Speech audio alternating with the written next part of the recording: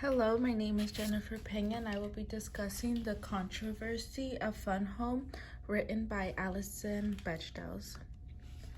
So I'll start off with a summary of Fun Home. It is a memoir of Alison Bechdel becoming in terms with her sexuality and the struggles and findings she goes through this journey. It overall talks about her coming out story, and also her dad plays a big role in her story. The memoir starts off with her at a young age into a young adult, and throughout the story her father suicides, and it is said that he was hiding his sexuality. There are several situations where Allison thinks back and can see how he was hiding his sexuality. They both hid their sexuality and were not able to tell each other. I also wanted to include that they would call a funeral that they worked in Fun Home, and I thought it was interesting that she named the book that same name.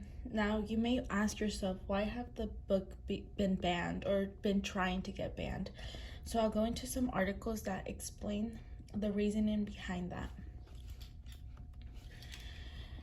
In an article written by New York Times called Banned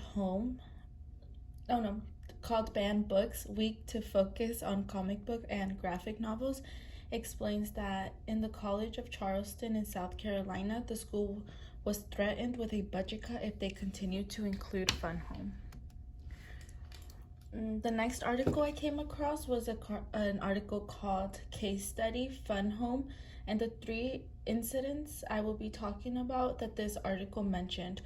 They happened in 2006, 2008, and 2014. In 2006, Lewis Mills of Marshall, Missouri, requested for the book to be removed because Mills characterized the book as pornographic and said it can cause confusion since it's like a comic book. It might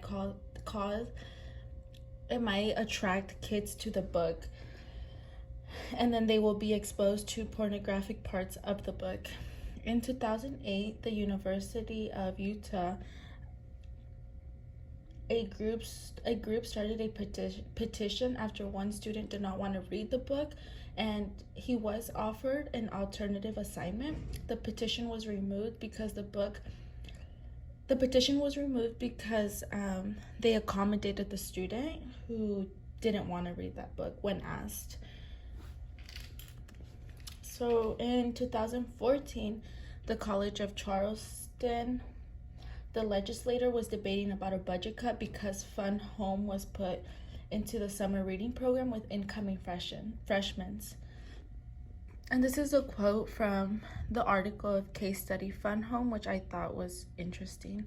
Instead of cutting the funds, the legislature proposed a budget provision that doesn't cut funding, but in an act of irony so classic that it should be included in the dictionary, the provision reallocated the funds to books to teach about the Constitution.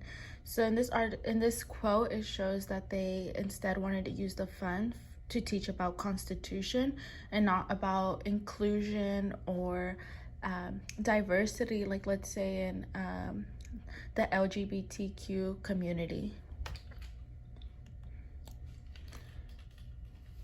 Okay, the last article that I researched was an article called Banned Books 2020 Fun Home, a family tragic comic. In this article, it mentioned several different types that they tried to ban Fun Home, and I'll go ahead and go through them in order because there's several different times that they try to ban it.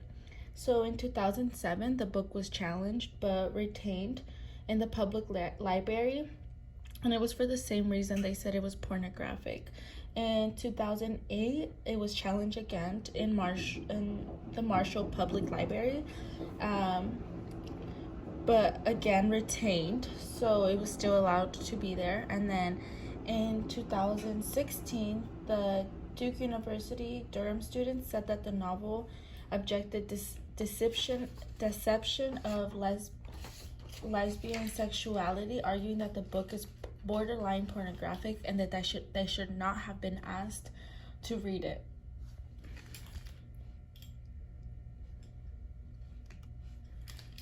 In 2019, at Watchung Hills, parents wanted it removed from the 12th grade curriculum because of sexually explicit illustration. And in 2020, administrators from 2 New Jersey high schools got the book restricted with parents' permission because they said it was a violation of district policies.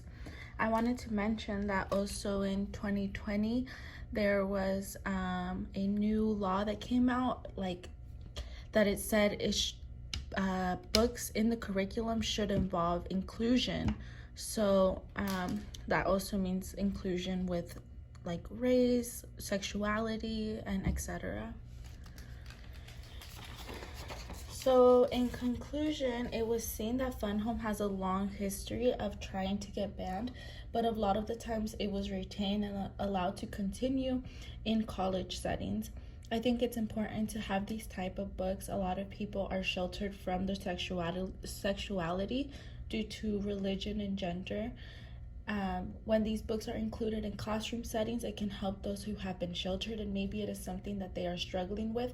And by reading this book, they're able to understand themselves. Teaching inclusion is important, although one might not agree or like it. Inclusion teaches how to respect others.